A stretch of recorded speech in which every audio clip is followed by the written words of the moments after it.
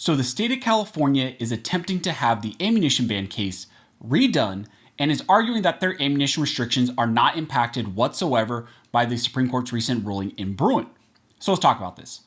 But real quick, before you jump into this video, if you agree that California's ammunition laws clearly violate the Second Amendment, go ahead and hit that like button and subscribe. Also, I want to give a shout out to one of the main supporters of this channel, which is USCCA. Through your membership, you get training, education, and self-defense liability protection. So if you carry a firearm, I highly recommend you take a look into USCCA, and I'll put a link to them down in the details section. So like I said in the intro, the state of California is arguing to the Ninth Circuit that the Supreme Court's recent ruling in New York State Rifle and Pistol Association v. Bruin has no impact on this case whatsoever, and that it does not touch on California's ammunition purchase restrictions at all.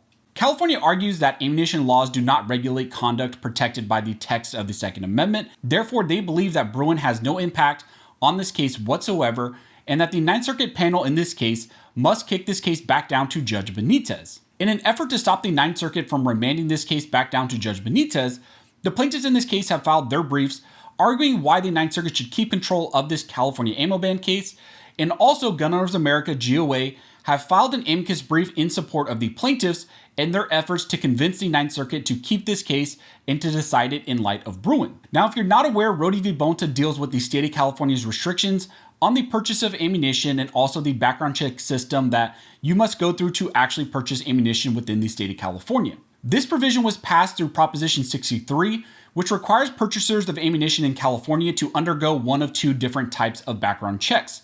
And essentially that is to confirm that you are legally able to purchase ammunition. This law in California also restricts the ability of someone to be able to purchase ammunition online and then have that ammunition directly shipped to them at their own home. Instead, California in this new law requires that all ammunition purchases, even online purchases, must go through an FFL where a background check is run, and also with the transfer of that ammunition from online to the FFL, you will have to pay a fee for that FFL to run that transaction. So that is essentially the law in question in California and what is being challenged in the Rhode v. Bonta case. Judge Roger T. Benitez, or St. Benitez as he's known in California, is the district court judge who originally reviewed this case. On review of this case, Judge Benitez implemented what can be best described as a version of text as informed by relevant history and tradition. He described this analysis as the simple Heller test. Using this simple Heller test, he stated it's obvious that California's background check laws that de facto completely block some law-abiding responsible citizens from buying commonly owned ammunition are unconstitutional. He pointed out that under the Heller test, the review could end at this first step and he wouldn't need to go any further. However, he also went on to look at the history surrounding the ammunition laws and found that an ammunition background check has no historical pedigree.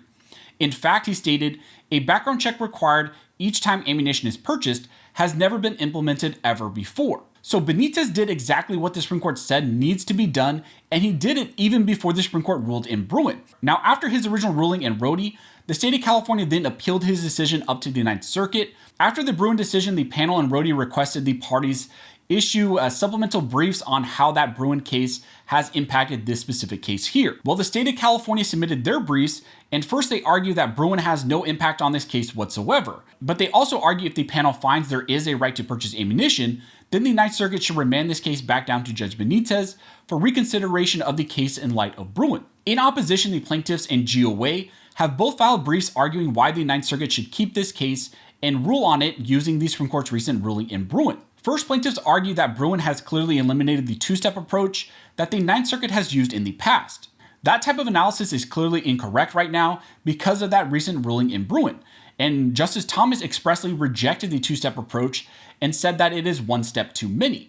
And also, Justice Thomas in Bruin stated that intermediate scrutiny should never be used in the Second Amendment and in these Second Amendment cases. Second, the plaintiffs argue that history and tradition prove that Judge Benitez was correct the first time because this California law is the first of its kind. In this section, the plaintiffs state that applying the Bruin framework, this is a straightforward case. The district court has already conducted a thorough historical analysis, and it concluded that California's ammunition regime has no historical pedigree whatsoever. They go on to state that California's ammunition regime, by the state's own admission, is the first of its kind. Indeed, throughout both the legislative and the ballot initiative that produced this regime, its lead proponent openly touted it as a historic measure that would make California the first state in America to impose background checks on the acquisition of ammunition. The plaintiffs argued that the state thus offers no basis to disturb the district court's conclusion that its alone-in-the-nation regime has no historical pedigree whatsoever, which under Bruin means it's unconstitutional. So in this brief, the plaintiffs make the really strong argument based on the actual statements made prior to this legislation, to the passing of this legislation, that this legislation is the first of its kind. It is the first time in American history that a state is actually regulating the purchase of ammunition by requiring background checks. And as we all know, under Bruin, that means it would be invalid because that means it has no historical pedigree. Then the plaintiffs went on to discuss how California is simply trying to get a fifth try at this case and is simply trying to scratch up some sort of historical support for their law, and they're just simply trying to buy some time right now. Keep in mind that the Ninth Circuit requested supplemental briefs in this case in response to Bruin, and under Bruin, California has the burden to justify their law with some sort of history. However, instead of putting forward any evidence in their brief, any sort of historical approach, they simply said that they have some sort of proof, but they're not going to share it right now because they think that this case is going to get remanded. And when it's remanded, then they'll all of a sudden reveal all this overwhelming evidence and support they have for this type of restriction. In their briefs, plaintiffs state, while it promises that it has strong arguments as to why ammunition laws are consistent with the nation's historical tradition of firearms regulations, it declines to share them with this court at this time. So the state of California didn't even try to present evidence like they were ordered to. Instead, they say that we have some sort of evidence, but we're only going to present it once this case is remanded. The reality is they don't have any historical support. They just want this case to be remanded so that they can have some more time to come up with some sort of argument on remand, essentially. They don't have any support right now, so they're just trying to buy some time. In support of plaintiffs' attempt to get the Ninth Circuit to keep this case, GOA also filed an amicus brief arguing that Judge Benitez already decided this case down below using the correct Bruin standard. Benitez called that test the simple Heller test, but it was essentially the same type of thing that the Supreme Court did in Bruin. GOA argues that if the Ninth Circuit sends this case back down to Judge Benitez, it's simply requiring him to do the same thing all over again, and it's only going to prolong the inevitable. But really, that's what California wants.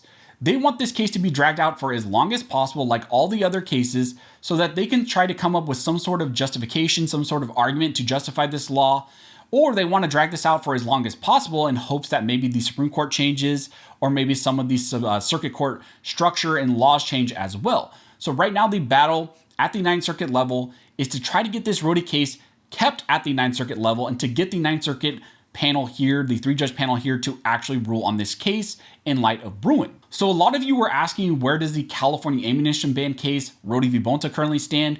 And that should give you a good idea of currently what's going on in this case. Odds are, in my belief, that this case will get remanded since there's a ton of other California Second Amendment cases that were also remanded by the Ninth Circuit back down to the district court. Regardless, I would say that this is still a positive thing. It's still going to head in the positive direction because even if this case is remanded, it's going to go back in the hands of Judge Benitez. And Judge Benitez has already streamlined a ton of other cases that were remanded back down to him. Think about the Miller case and the Duncan case. Those cases were remanded back down to him by the Ninth Circuit, and he streamlined those cases. He's sought for those cases to be resolved before the end of this year. So if anything else happens, I will let you all know. If you have any questions, go ahead and comment down below and I'll try to answer the best of my ability. Also, like this video and like support the channel. One of the best ways to do that is to like, comment, and subscribe. All those things help to fuel the algorithm or fuel Algorit's rhythm. It adds fuel to his jet and signals to YouTube that you guys see value in these videos and in this type of two-way news. Again, I want to thank everybody who likes, comments, subscribes, who hits the notification bell, who shares these videos. You guys are directly impacting these videos, impacting this channel, helping me to reach and educate more people than I could ever do on my own. So as always, thank you all for watching. Don't forget to like and subscribe. And never forget, this nation is built by armed scholars, and this nation will be maintained by armed scholars.